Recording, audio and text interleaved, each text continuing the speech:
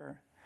So this talk today will actually be the first in a series of talks, interconnected, covering ethics, concentration, and wisdom.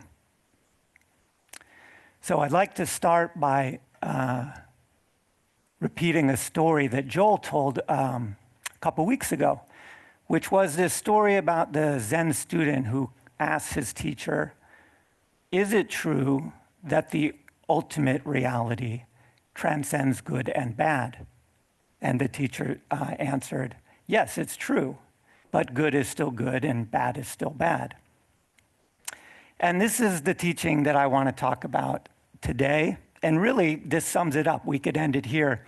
But, you know, Zen quips don't make for good 20-minute talks, so we'll go into it in a little more detail. Recently, somebody asked me why I don't talk more about ethics and morality. You know, after all, morality is kind of a backbone of a lot of different spiritual traditions. And I had to kind of reflect on this, first to see, is that true? And next to see if I needed to amend that in any way whatsoever. So, as for why maybe I haven't, it seems like I haven't discussed it a lot, at least in my public talks. One reason is that for the most part, I considered the people who I was talking to and thought they had a decent moral grounding. Now, maybe I'm naive in thinking that. You know, you all maybe will have to let me know what's going on behind the scenes. But nevertheless, you know, I feel like at some point we have to stop worrying about how to be a self in the world.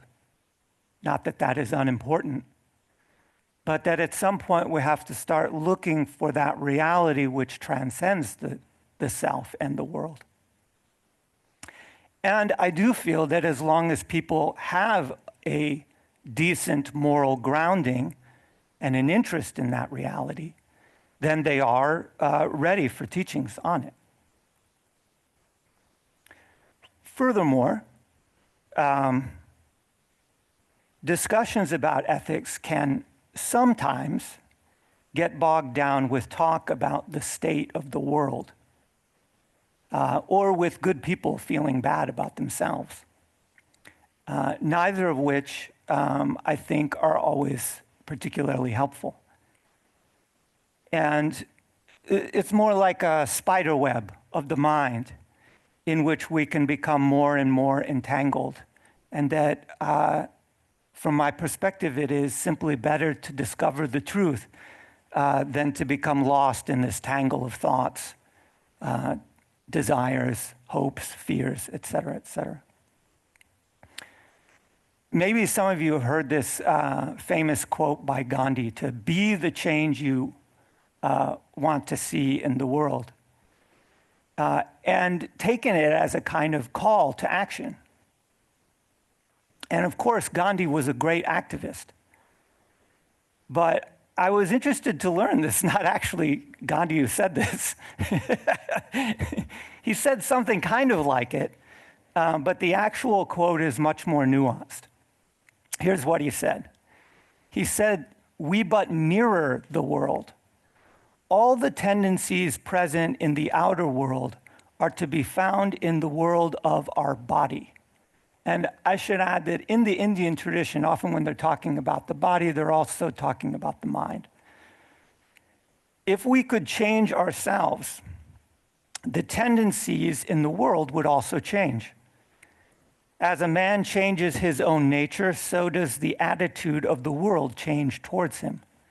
This is the divine mystery supreme. A wonderful thing it is, and the source of our happiness. We need not wait to see what others do. So this is much more a call for inner transformation than it is for outward action. Ramana Maharshi put it much more succinctly when he said, your own self-realization is the greatest service you can render the world. He also, when confronted by all the problems of worldly events, wars and whatnot, which note were going on in Ramana Maharshi's time, the same as they're going on now, he would often say something like, look, it's God's world and God will take care of it.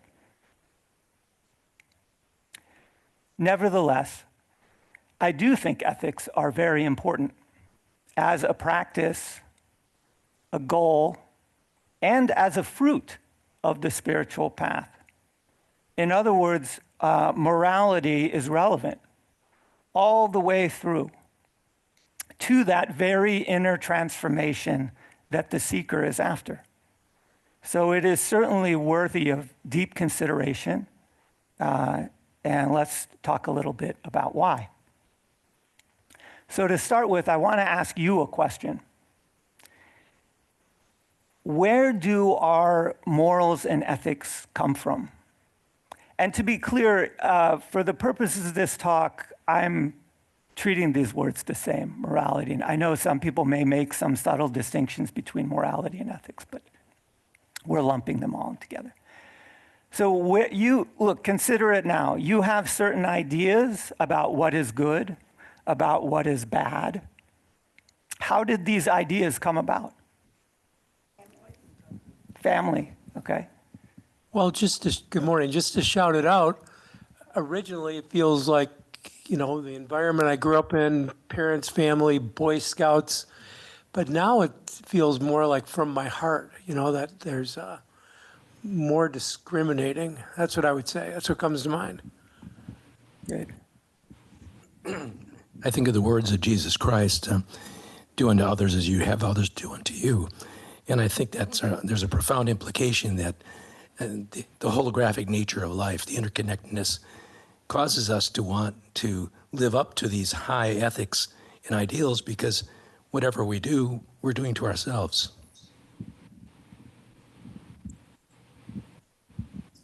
I would add to that just because if we go back far enough, I think certainly the religious traditions have always had a moral component like, Jesus, which wasn't the first like it. But,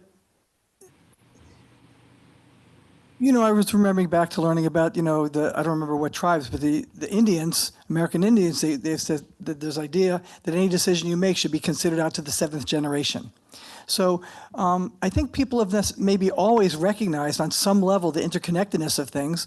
And the more you think about this or the more you consider it forward, it just becomes implicit in a decision like how is this going to affect others or everything. And maybe there have been people in society who are maybe more philosophically inclined and think more about that, and so others less so, or don't have time to think about that.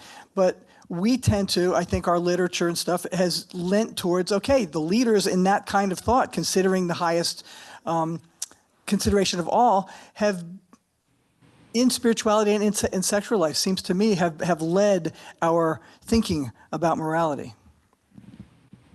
Great, yeah, very good. Yeah, look, so it's coming in from all directions, right? From family, from religion, from,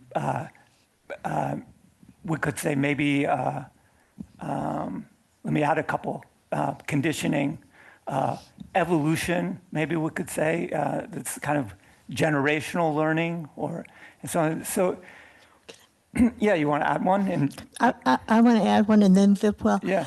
I think for me, the family never said anything outright, but it was by example. When somebody was kind to me, it felt good.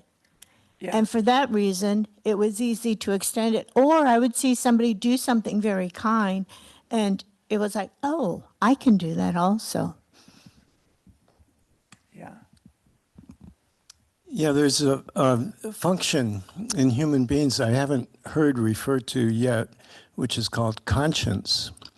And, we all have it to some degree. It might be rudimentary. I know mine was when I started out in this life. And the way that I experience that function is in terms of, am I at peace with my behaviors, with my actions, with my intentions?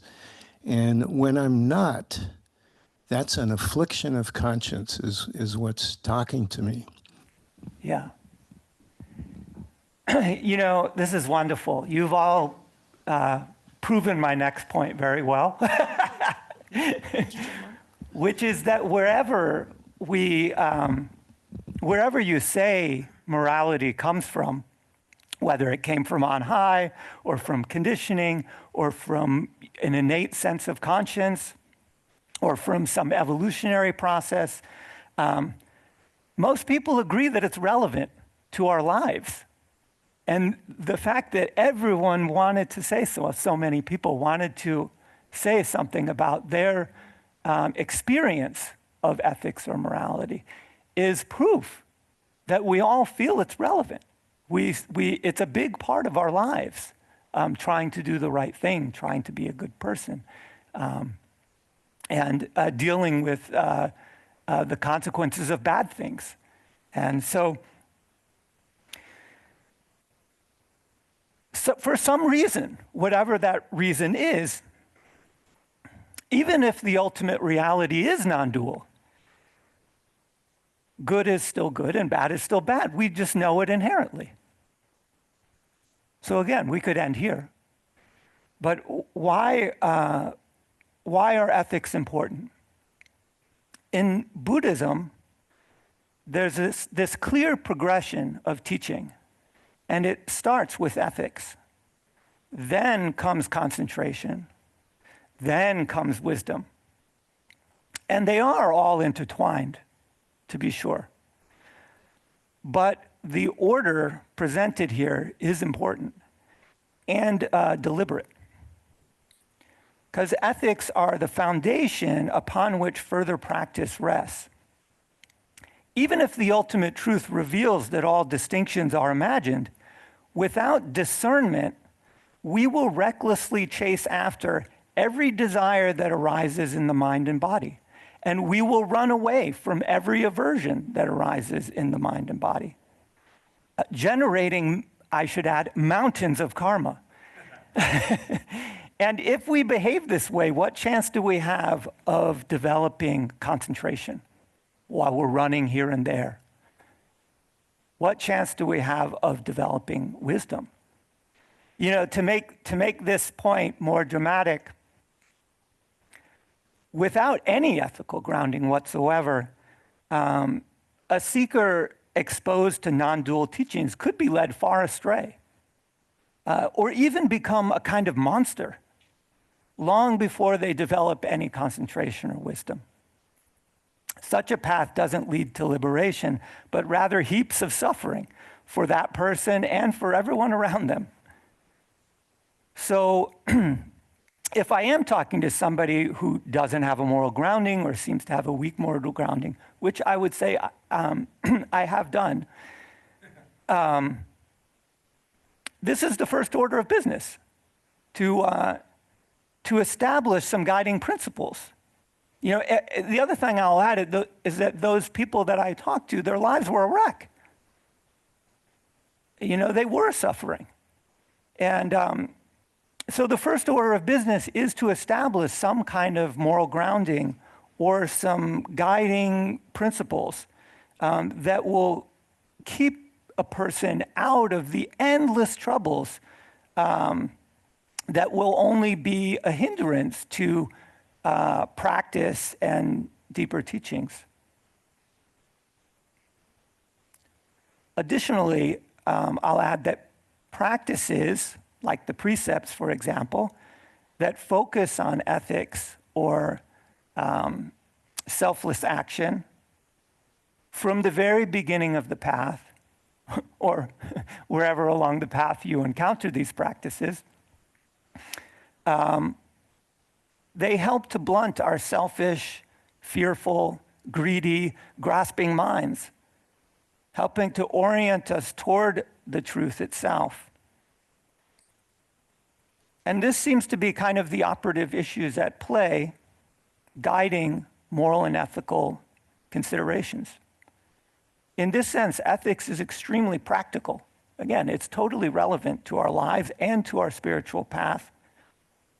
It will save us from endless amounts of trouble and properly orient us on the path. Without it, we would certainly find concentration and wisdom difficult, if not impossible. As to the source of ethics, I would say that we need not look any further than the source of everything. I would say that oneness is at the heart of it. Love is its expression because all beings are one being. Selflessness is its way because it makes no distinctions. And this is why compassion and ahimsa, or non-harming or non-violence, is the guiding principle of Buddhist ethics. It's why the oneness of God is the guiding principle of morality in Islam. It's why Jesus said to love your neighbor as yourself. And it's why he said, whatever you do for the least of these brothers and sisters of mine, you do for me. It's all rooted in oneness.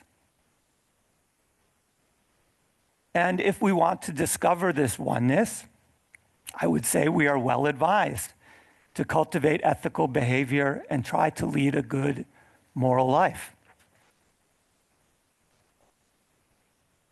But you might say, if oneness is at the root of all this, why is good still good and bad still bad? It's a good question. And it goes back to the Zen story that we started with. And, you know, in Buddhism, they have this two truths doctrine to explain this. You know, there's the absolute truth and the relative truth. And all right, fair enough. I would say ultimately you need to see how these two truths are one truth. But let me put it this way. We know that within truth, within oneness, delusion is possible. And delusion isn't separate from reality, right? How could it be? Right? So in that sense, it is possible to make a mistake, to misperceive something. I'm sure you've all had the experience of misperceiving something.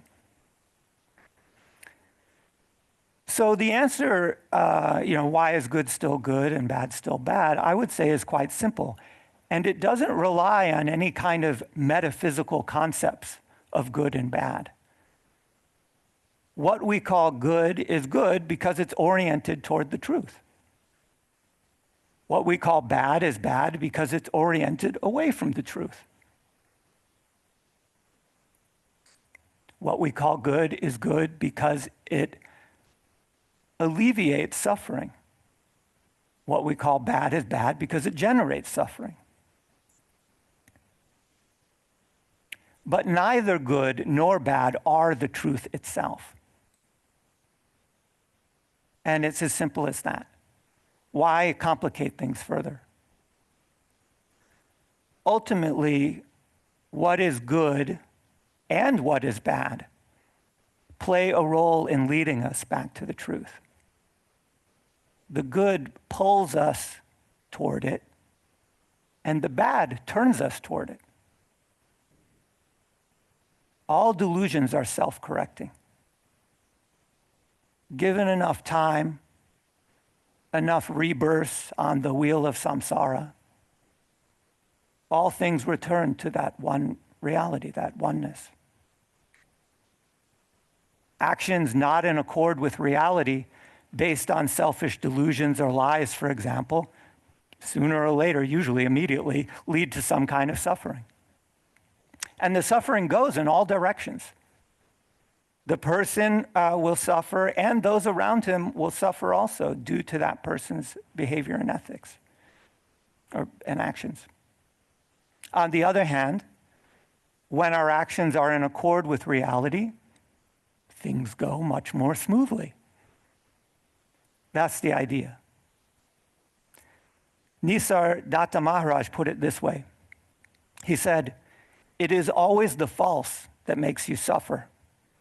The false desires and fears, the false values and ideas, the false relationships between people. Abandon the false, and you are free of pain. Truth makes happy. Truth liberates. Okay, you might say, but how do we know what to do? This is also a good question, and that's the tricky part, right? How do we know what to do? Because in order to really know what to do in the ordinary sense, you would have to know everything. You would have to know the karmic paths of all beings in the universe. And that's a heavy lift. Let's face it, it's impossible for a limited mind. Perhaps we could liberate ourselves from having to know what to do by becoming one with that which already knows the karmic paths of all beings. And that's where the spiritual path comes in. But guess what? The path starts with ethics. So we have the same problem of how do we know what to do? So there's kind of three, the way I see it, kind of three ways in which we are guided in our ethical considerations and actions. The first way is very simple. Rules. We have rules. Now, many cultures and traditions provide a set of rules and precepts to educate and guide behavior. And while they differ somewhat from tradition to tradition and culture to culture, there is remarkable agreement about what is good and bad. And that's telling, right? If we are conditioned with ethics, the conditioning isn't random. It's related to this world and how it works. So the center has the 10 selfless precepts. Judaism has the 10 commandments. Buddhism has the Eightfold Path with right view, right intention, right speech, right action, right livelihood, right effort, and right concentration. And note that it ends with concentration because this is the next step on the teaching progression. Now, these are certainly great places to start. And not only that, they are great foundations for lifelong practice. The second way in which we might be guided are what I call principles. And these are all kind of interrelated. But to derive principles, we would have to sort of reverse engineer the rules. Or better yet, investigate our own experience. You know, what brings about suffering? What alleviates suffering? What brings joy? Take note, you know, in your experience of these things. Usually we're slow learners on these things, at least I was, and it takes many times of creating suffering in your life before you realize, oh, I'm just doing the same thing again and again and again. But take note, and then put into practice what you learn. If I had to suggest principles to think about or to put into practice, I've talked about this before, is I would suggest kindness and curiosity. You know, use kindness as a kind of pole star for your actions and go into every situation with nothing more than a simple orientation toward kindness and a curiosity to see what will unfold. I did it this morning. You know, I don't know. You guys maybe have tomatoes or cabbages in your bags out there. You know, give up your desire to predict and control outcomes. Kindness and curiosity is all you need. Cultivate this and look for opportunities to allow it to guide your life more and more.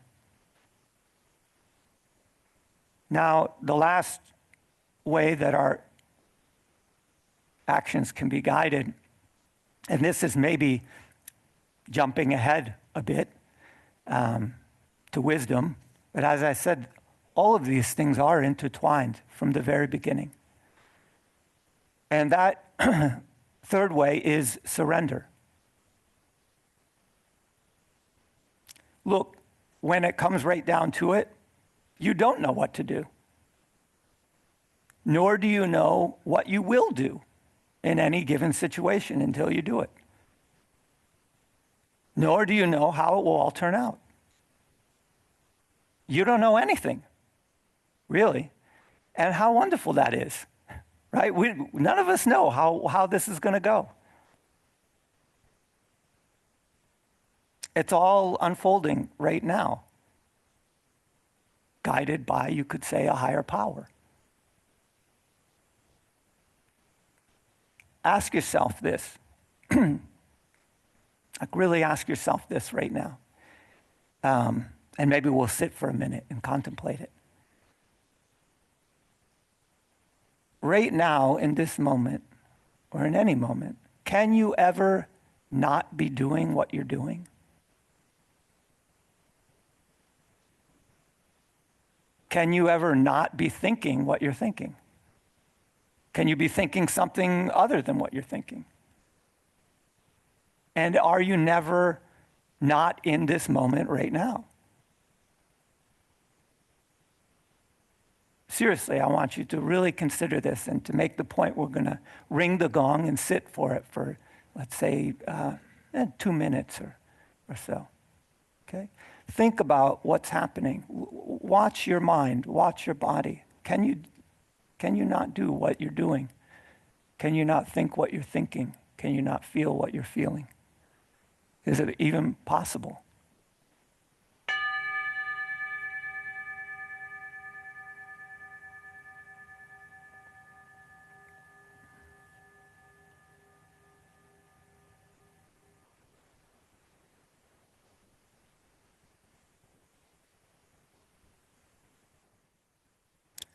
You're here right now, or wherever you are out there in cyberspace. Can you not be here?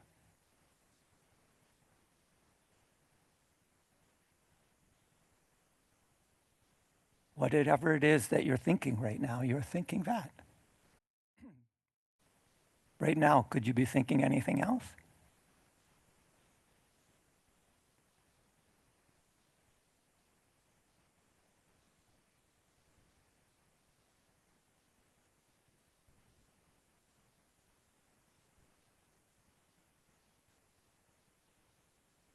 Even if you got up and walked out, that's what you would be doing. Could you be doing anything other than getting up and walking out?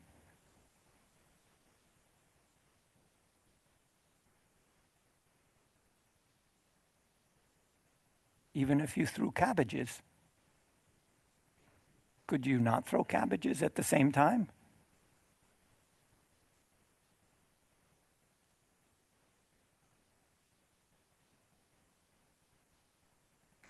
This goes to the very heart of it. Surrender yourself, and you will have no more troubles. Abandon the false, as Nisargadatta Maharaj put it.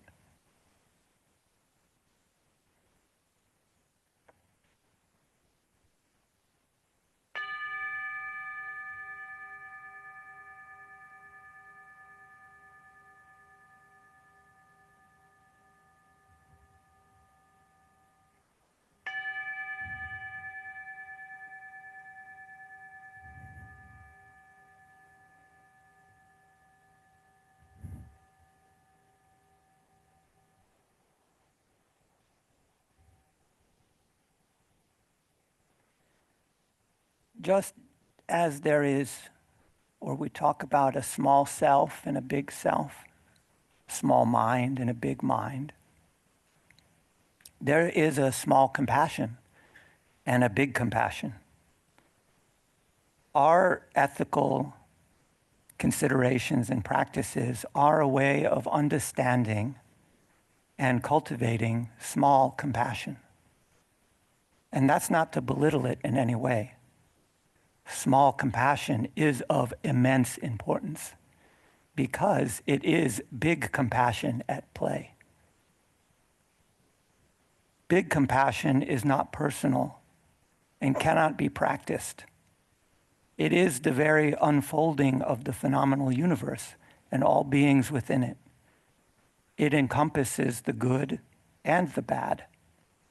It raises up the humble, tempers the prideful, and topples the mighty. It makes all things, even suffering, work for the liberation of all beings. And this compassion doesn't leave anything or anyone out. Nobody lacks it. It is all-encompassing. Ramana Maharshi put it this way: God's grace consists in the fact that he shines in the heart of everyone as the self. That power of grace does not exclude anyone, whether good or otherwise. And I'd like to wrap up by noting something I heard from Joel about Dr. Wolf. And he can correct me if I'm wrong here. When asked for some advice to those on the path, Dr. Wolf didn't say, seek to understand the ultimate nature of reality, but rather he said something like, live a good and moral life. Ultimately, truth and love are one and the same. Even though the ultimate reality transcends good and bad, good is still good and bad is still bad. So with that, let's open the floor to questions and discussion. Get into it. Dr. Wolf was one of the first teachers I had I had a lot of intellectually brilliant teachers because I lived in New York. I studied at the New School. I met a lot of extraordinary people who enlightened me on many relative levels. But it was Dr. Wolf who put 2 + 2 = 4 together for me with compassion and the truth. And he did it like this.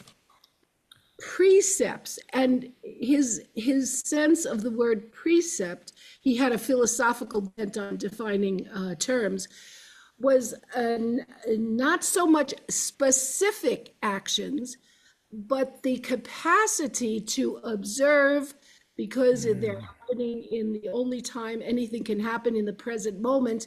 If you're paying attention, you are learning from every action of body, speech, and mind. And when we have a goal, which is not to cause suffering, additional suffering to ourselves or additional suffering to others, then we are paying attention with a lot of kindness and a lot of curiosity. And so he would say, people who can learn from precept do not need to suffer as much as those who do not have the wise discrimination to learn from precept and to maintain that continuum of intelligence, awareness, to consider it an important fact to keep in awareness. Yeah. So, okay. Thank you so much, Andrea. Yeah. Let me just add one thing in there, because Good. to me, the most impressive teaching of Dr. Wolf is I never heard him say one unkind thing or do one unkind thing towards another person. Absolutely. Never. Absolutely. Not ever. Yes, absolutely. Joel, he was the kindest person I've ever met. And Joel, would you agree? Would you say that he was the kindest? Absolutely. Yeah. He showed us love that I had never been shown before. But it wasn't emotional. Actually, it was not like some drippy sentimental kind of thing. It was very almost rational. I mean, it was incredible, but it was just clear. pure kindness, generosity. Yeah, thank you both for these teachings from Dr. Wolf. They're very moving and a deep testament to his teachings. Thank you, Matt. Great talk. And one of the kindest people that I have met is actually Joel Morwood. So Me too.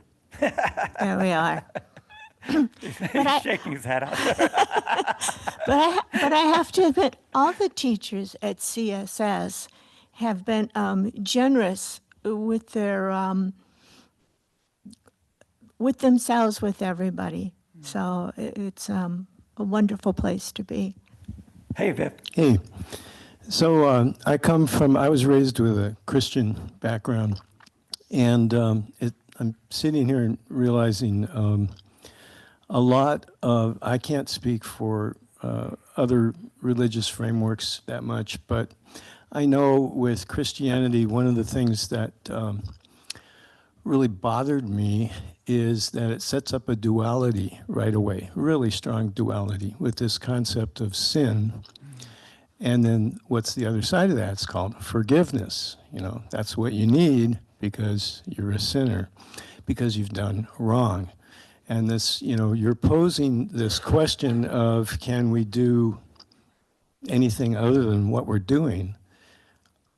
Obviates that. I mean, it just tears down that whole duality, and it's a beautiful thing.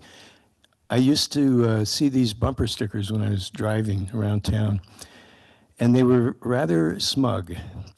Let's say Christians As aren't. many bumper stickers are. Yeah, well, my car is full of it. But it would say Christians aren't perfect; they're just forgiven. And I would think, you got that? That's partly right. That's great. It's true for all of us. Damn it, you know. Yeah. You're setting yourself up as some special case. So. Yeah, I don't want to get too far into how Christians get Christianity wrong, but it's there. You know, I would say, look, all traditions, when people come into them, they get a kind of children's book story version of the tradition. And my biggest criticism in Christianity is people stay with this child book version for way too long, usually their whole lives, and never progress beyond it. And this goes back to what I was saying at the beginning with regard to ethics. Yes, it's extremely important, but once you have some kind of ethical grounding, you need to go deeper. You need to look deeper into not just the rules-based version of what is a sin and isn't a sin, but you need to understand at a deeper level what sin is turning away from the truth. Right. And a lot of Christians spend their whole lives waiting because they're going to get to heaven. Heaven's here now. They're missing it. Yeah. So why wait? I agree with that entirely. Why wait? How do you see it? How do you realize that kingdom of heaven right now, not in the next life? Or as Nisargadatta Maharaj put it, the next world is this world, seen rightly. Mark. On the one hand, I really appreciate that aspect of the teaching that what else can you do? What you're doing is what you're doing. What else can you do? And that should, at its best, bring about self-forgiveness, forgiveness of others, because we're just doing or being, whatever. On the other hand, and there's the ignorance part, so I'm asking out loud, you know, and you can answer it however. I'm sure Joel and Andre will have other stuff to say too. Like even just a moment ago, you said like what we have to do too. But if we don't know what we're doing, we don't know what we're going to do next, we don't really have any control of what we're doing, and yet there's this, what's the word? it's suggested that we follow precepts and we pursue a certain path towards a lessening of suffering for ourselves and others and everything. And so sort of implicit into that is a kind of a quagmire, because on the one hand, we have no agency, and yet on the other hand, we're invited to exercise an agency that we don't have. This is the two truths doctrine in Buddhism. Well, there you go. Okay. The absolute and Okay. relative truth. And Thanks. like I said, ultimately you need to see that these two truths are one truth. And, this is precisely why when I was talking about surrender, I said this is kind of jumping ahead a little bit, because this is a wisdom teaching. This is meant to directly point out the one reality.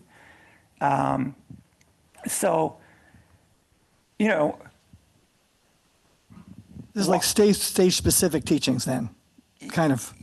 Yes, as I said, they are all intertwined. And as long as you have a moral grounding, one is ready for a teaching like this. And whether or not you get it is stage specific to each individual person, as, many traditions have strict rules about when you get exposed to what teachings, There are certain non-dual teachings that are considered to be advanced, and only after so many years of concentration. That's certainly true of Judaism also. Are you even exposed to those things, right? I don't see any harm in exposing people to them earlier, as long as they have some kind of moral grounding, and so that what will happen is that they will struggle with it, like you're struggling now with trying to reconcile these two views. That's fine, as long as you don't abandon your morality or your ethics for it. But this, pointing towards surrender, what it's pointing towards is you are not what you think you are.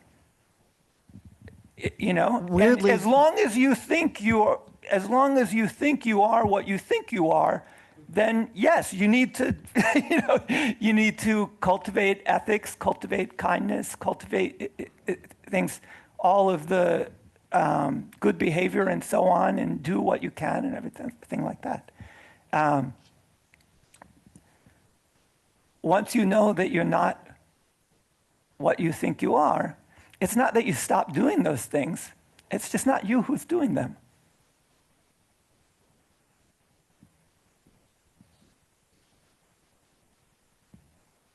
Thank you. Can I add one thing in here? Just Please. to make it. I think it was Ananda Moyamaya who said this, but I'm not sure of that. But anyway, the teaching is, it's when you fall down on the ground, you use the ground to push yourself back up. When you fall into delusion, you use delusion to get out of delusion. So the point is, if most people, when they start off on a path and they hear a teaching like, well, you should follow these 10 selfless precepts, that to them, that they think, well, sure, I'll try to do that. But then they think, wait a minute, this is all non-dual teaching. Isn't this dualistic? Who's following these precepts? There's no self and all that. And the trouble is, this is where honesty comes in. Do you believe you do things? Do you believe you can do things? Do you believe you can get up and go get a drink of water? Whatever. If I ask to get me a drink of water, do you believe you have a choice to do that? Sure you do. Good. You have a choice. Why don't you try these precepts? And then you have a choice of meditating or not. Why don't you want to try meditation, see what happens. All these things. And why are we doing this? In order to see directly, not think about it, but to see directly, there's no one doing it. So it's a kind of paradox. So you use the floor to push yourself back up. You use the delusion to get out of delusion. And that's I think really important practical relative teaching, because that's how you get unstuck from these, when the mind goes ahead too far and gets tangled up in these paradoxes that are caused by the relationship between the relative truth and the absolute truth and all that.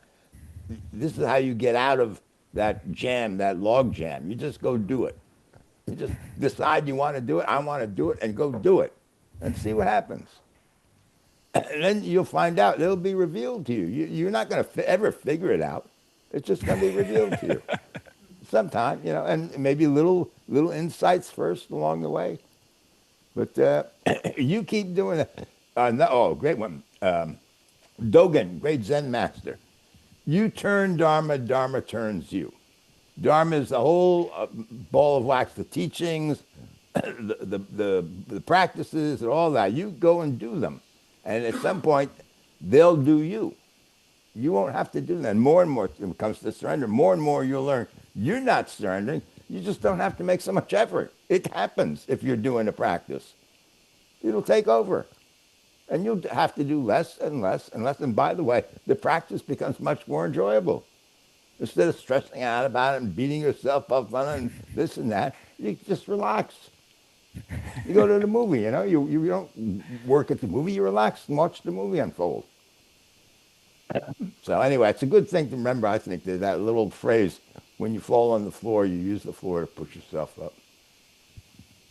Yeah, Mark, I'll add, since we've trained together, how you remember Kaizen used to saying all the time, just do the work. This is kind of what Joel is saying. You can't transform yourself. All you can do is do the work. You do the practices, and the practices do you. Yeah, the practices change you. So many people come into a practice-related thing, and they're like, well, I want to do this practice, but I want the result right away, or I want to know the result immediately before I commit to the practice. It's completely backwards. How are you going to know the result? Unless you just, all you can do is do the practice. If you're really after transformation, then you can't know it beforehand. You can't know it in advance. You have to. That's why surrender is necessary. You have to surrender yourself to the practice, And then one day,